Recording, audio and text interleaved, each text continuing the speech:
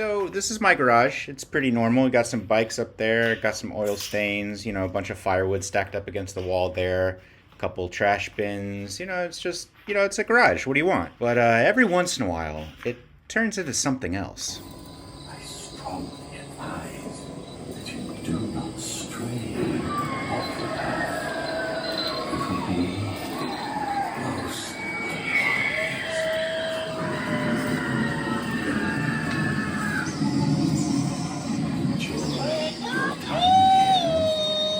The past 2 years, my dad and I have completely transformed our garage into a haunted house for Halloween. It always starts out on a piece of paper just like this one, just some kind of like rough ideas, some sketches. We knew that we wanted folks to enter on the left side of the garage and then do like a little, U-shape walk and then exit through the side door on the right side of the garage. This is kind of just that rough outline of like what the walls would look like. We knew that we wanted like a control center in the middle, and that's where like the projectors would be. That's where like everything would be kind of like wired up, the fog machines, etc., etc. And it kind of just starts out like this. So this is still like a super, rough sketch, but and it's super sloppy, but that's how my brain works. I like to just get it down on a piece of paper. So this is the final like kind of outline that we had before we got started. This kind of breaks down the haunted house into a couple different sections that we ultimately had. You got the outdoor section with the cobwebs, witches, trees, leaves. Then you have the haunted house section, like the stereotypical haunted house with a pumpkin animatronic, white mesh, candles, portraits. Then you have the kind of like crazy section with paint,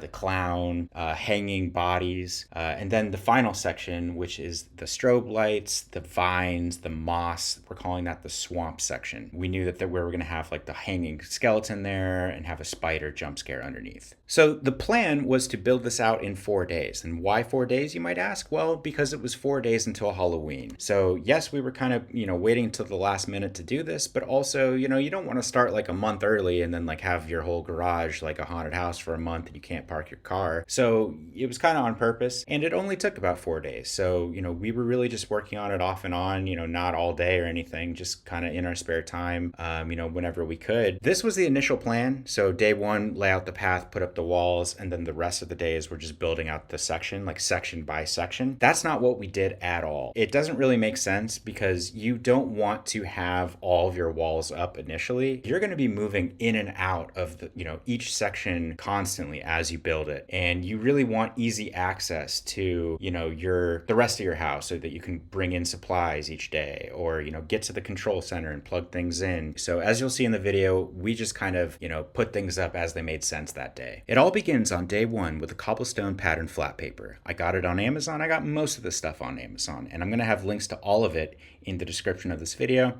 Kind of a nice like one-stop shop for all this stuff. You can see here that we have a U-shaped pattern that the guests will follow as they go into the haunted house. It's crazy when you just see this. It looks very small, very short, but once it all comes together, it feels really immersive and huge. For the walls, we use this heavy-duty plastic sheeting used for like paint protection and stuff. And we would just staple those suckers right up to the ceiling, and it worked really, really well. To be fair, we used a ton of staples, like a ton. But, it's the garage ceiling, so who really cares? And also, like, they're super easy to remove when it's all done and we're taking it down. Now, you can see that the actual length of the walls is a little bit longer than just floor to ceiling, which is good because then you can put like weights back there so it's not going to like blow in the wind when your garage doors are up and like it might be windy that night. So this middle section here is the brains of the haunted house. It's the control room. It's where everything is going to be plugged in. We've got some outlets on the ceiling. This is where we're going to start like putting holes in the wall, putting up the curtains for the projectors, the fog machines, stuff like that. See this nice little 3D handprint out here. On day one, we also started putting things up onto the walls using zip ties. So this plastic sheeting, super easy to cut, super easy to poke holes through. Zip ties work really well for that. Couple animatronics set up. I don't think he's plugged in yet, but we knew where he was going to go. You can see here, we're putting like a little U-shape wall here too, so that he can kind of be tucked in a little bit. So he can kind of sneak up on guests as they go through. So we purposely decided not to put up up this wall here on the left side of this hallway so that we could easily go in and out of the house, bring in supplies, stuff like that. And then the last thing we did for day one is put up this sneaky animatronic clown here. He's definitely a fan favorite, and he's sound activated too, so when people scream, he just goes off. And this was a cool poster I got for free at Spirit Halloween. On day two, we started to hang up the flickering candles using some fishing line, and we also started just kind of randomly placing this scary white cloth everywhere. And what's cool about that is just like the more random, you place it, the scarier it looks. This was just like a little privacy screen that I set up so that the neighbors couldn't tell, what I was doing in here, because I wanted it to be somewhat of a surprise. You can see we're setting up the Halloween trees here. They glow orange, super cool. This is the outdoor section. So this is the first room that you'll see whenever you enter the haunted house. So we got plenty of trees, starting to throw some bones around, play around with the speakers, see what sounds good in here, set up another animatronic. We also have some cool projection lights in here, so like some ghosts twirling around, and also like this green light that looks super cool when you have fog in there. You can see how we're starting to put all the stuff that needs to be plugged in. Like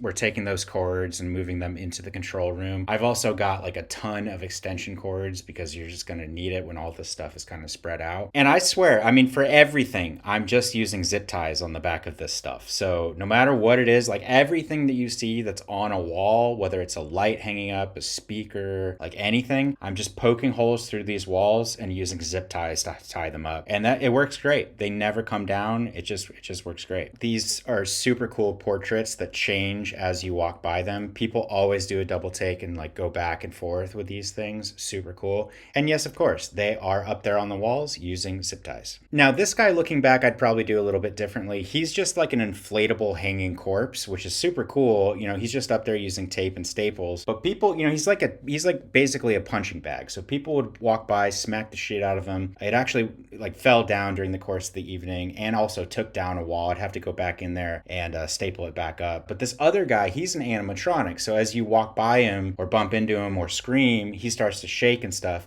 So people weren't punching him. He was a little bit safer. Both years that we've done the haunted house, we always end with this big skeleton guy. And he's super cool because you can actually get inside of him. So once like it's the end of the night and there's only like older kids going through, we usually get in him and start doing a jump scare. But throughout the whole night, we have this jump scare underneath him, the spider. Once you walk on that pad, the spider activates and jumps out. And that really works because you're staring at the skeleton up top and then you don't expect this spider coming out from underneath. So it's a really effective jump scare. And this is the door where people exit once they're done. And yeah, with the spider animatronics, a lot of these guys, we're just weighing them down with weights. Things really start to come together on day 3. For this initial outdoor section, I bought a bunch of hay from like Home Goods or something and just kind of like threw it all around. I really wanted to give this section a distinct vibe from all the other ones. It's like, you aren't quite in the haunted house yet. This is just the entry point, just to give you a sense of what the vibe's going to be. I also took a bunch of that black cloth and just put it all across the garage door. I'm starting to get a sense of how I would put that up once, it's Halloween day. We use these black and later you'll see these orange streamers to divide each section. So 3 sections in total, and then the entrance and the exit. So 5 different parts where there were just these like streamers hanging. And then once you go through this one in particular, bam, you get hit with that body bag. But again, that was not a great idea. People would just punch it to go past it. These bats are hanging with, again, just the fishing wire, the nylon string. They have little lights on them. So they're just like cardboard cutouts.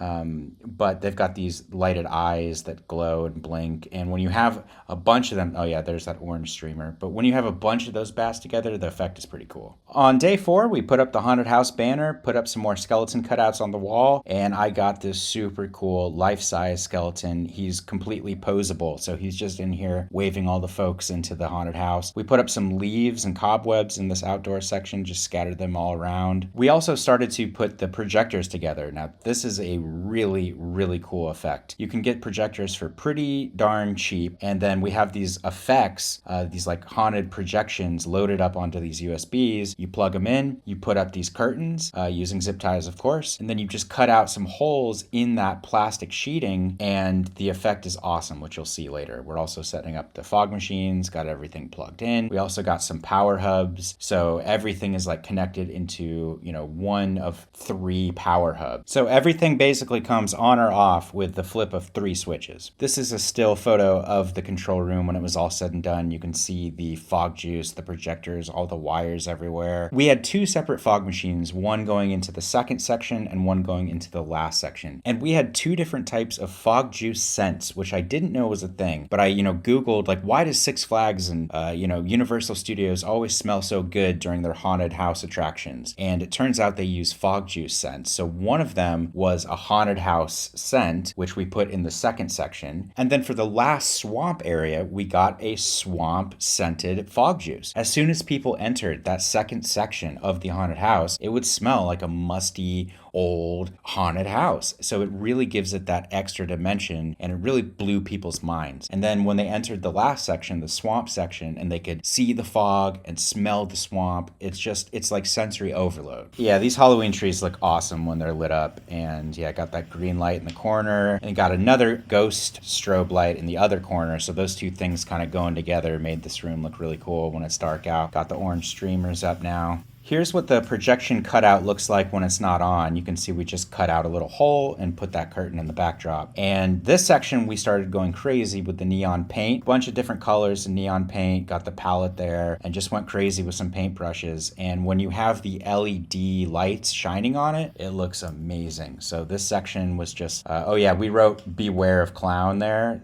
because like there's a clown in the next section. And so that got a lot of people kind of freaking out when they see the clown section here. Now we started putting up the green colored cloth here, and also these vines, giving it that kind of like extra layer of depth and really turning this place into a haunted swamp. There's also like 100 bats on the wall with glow in the dark eyes. So when you got bats on the wall and also hanging from the ceiling, really gives it that depth. And this right here is just another cutout for the projector. And by the end of day 4, we were finished. So I love how this section turned out. I love all the different colors, the white lights, the green lights, the orange lights, the hay, the leaves, the trees. It's super cool. Now there's no music, but I cannot stress how important it is to have great music throughout your whole haunted house. We had 4 different JBL clip speakers playing music that was specifically designed for that section of the haunted house. At the end of this hallway here is where we put my favorite projector monster, the butler. Those looking to acquire a treat must knock politely on the front door. Once or twice should suffice. Man, that's just such a cool effect because he's super big and you're just walking right at him. I also love, so the other projector monsters, they scream like every 30 seconds, which also sets off the animatronics. So it's super cool. I think all the neon paint turned out really, really well. That was just a lot of fun because we could just go crazy. Like there's some kissy lips, some flowers, why not? And then of course we got the ghost bride here, super creepy, super ominous. And you know what's really cool about these haunted houses actually is like here she's just kind of staring and like laughing and giggling. So every time you go through the haunted house, you're going to see different things. Like other times you might go through and a projection monster is going to be screaming at you. Another time maybe you'll be walking by and the fog machine will go off and that'll give you a startle. It's just going to be different every time, which I love. We also took a can of silly spray and just sprayed the heck out of that wall, which makes it look like the clown had just passed by. The very last thing that I set up were these awesome laser lights for the swamp room. So this is like this green light that makes it look like you're in a swamp. The effect here is done through the fog machine. So you have to get low level fog and it just kind of stays there below that beam and it really looks like you're wading through the swamp. It's amazing. Now I will say these are real lasers, so you want to keep them pretty low so that you're not shining them in kids' eyes. But yeah, with the strobe light on, the projection monster here, she's a fortune teller, and then you got the swamp light and then the spider jump scare.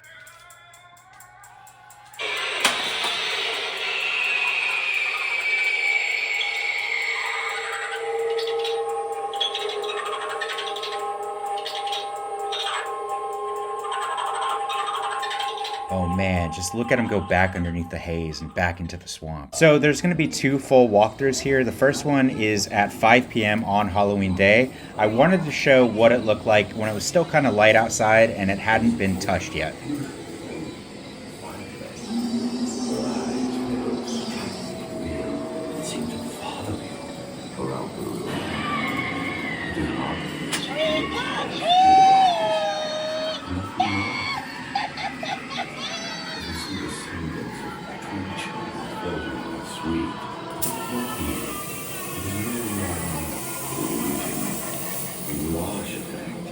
Created by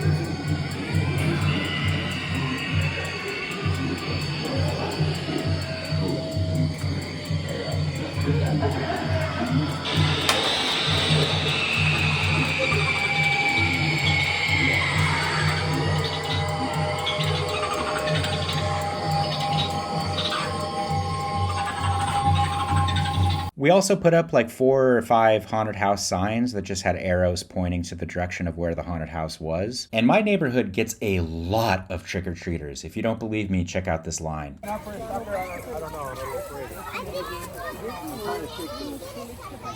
Throughout the night, we had a steady line of people wanting to go through the haunted house. And this is the final walkthrough at 11 p.m. to show you how the haunted house held up after, I don't know, maybe thousands of people walking through. I strongly advise that you do not stray off the path. It would be most unwise.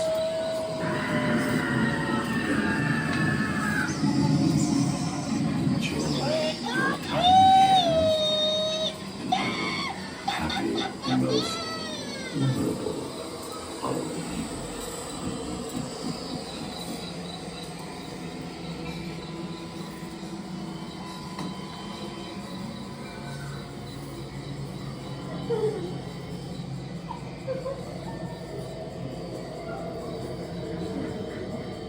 You there? Why are you here? Are you not aware of what night it is? Of the dangers that live here?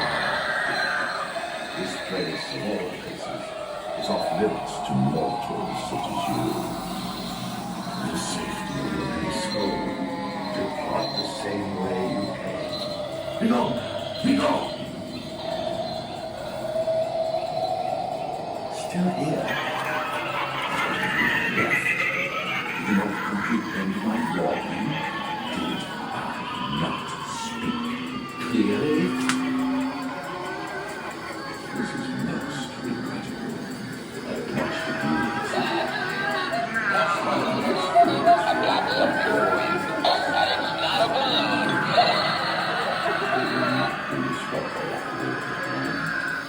Heed my words.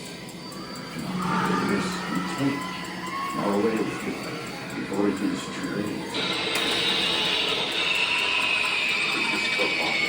Bravery? Or foolishness?